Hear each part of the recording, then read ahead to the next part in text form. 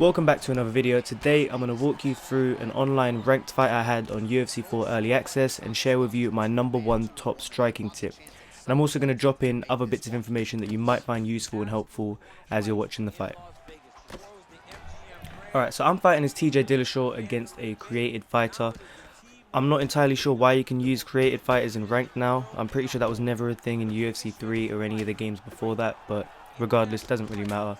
So the fight starts off and my opponent is very active. Like, I'm getting caught by combinations very early on.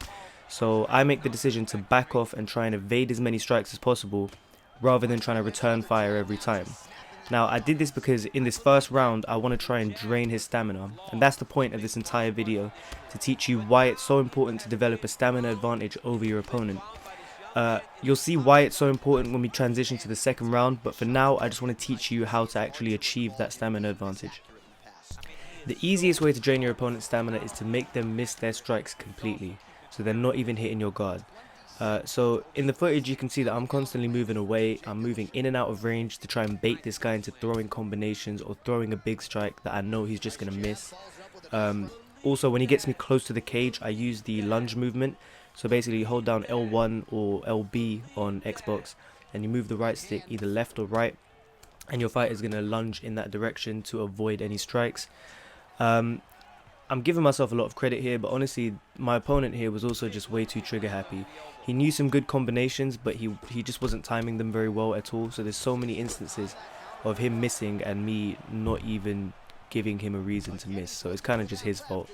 In addition to that, I'm throwing body kicks. Body kicks will drain their stamina even more. Not just kicks, any strike to the body. And this doesn't really have anything to do with stamina consumption, but I'm also just throwing leg kicks just to mix it up, give my opponent something more to think about. Now, coming out for round 2, you can see that I've got a pretty significant stamina advantage. So this basically means my opponent's not going to be able to throw longer combinations, and he's even more vulnerable to the counter when he throws anything. And that's because incoming strikes do more damage when your stamina is low. So if your stamina bar is completely empty, like even a simple 1-2 can rock you or even knock you down.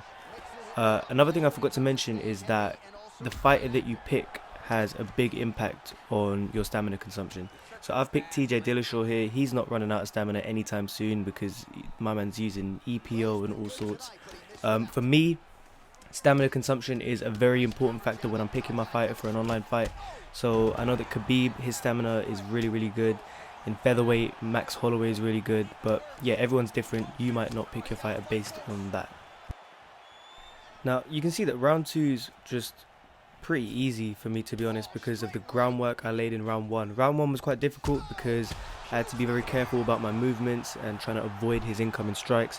But this round I'm letting my hands go a little bit more because I know I've got a little bit more room for error now that his stamina is low.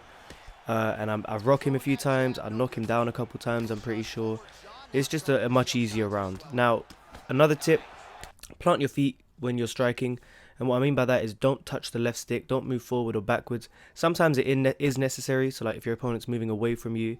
But if your opponent's moving towards you, you can throw your combination without touching the left stick, and there's going to be 2 benefits. First of all, the combo comes out a lot faster. So in those 50-50 exchanges, if your combo is faster, you're probably going to land the combo first.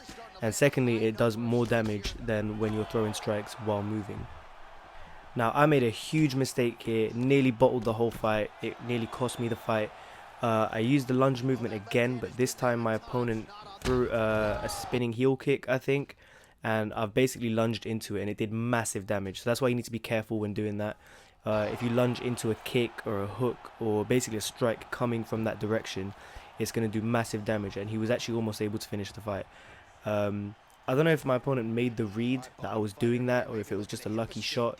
I like to think it was just a lucky shot, but who knows. Alright, so you're going to see me get the knockout here. If you enjoyed the video, like, comment, subscribe, all of that. If there's something about the video you didn't enjoy, comment as well. I'm trying to make my videos better. The next video up on my channel is going to be the Clinch tutorial. I've been saying that video is going to come up for like a week, and I'm aware of that. I apologize, but I don't want to put a video out if I'm not comfortable with the mechanics myself. So that's going to come out very soon. Thank you very much for watching.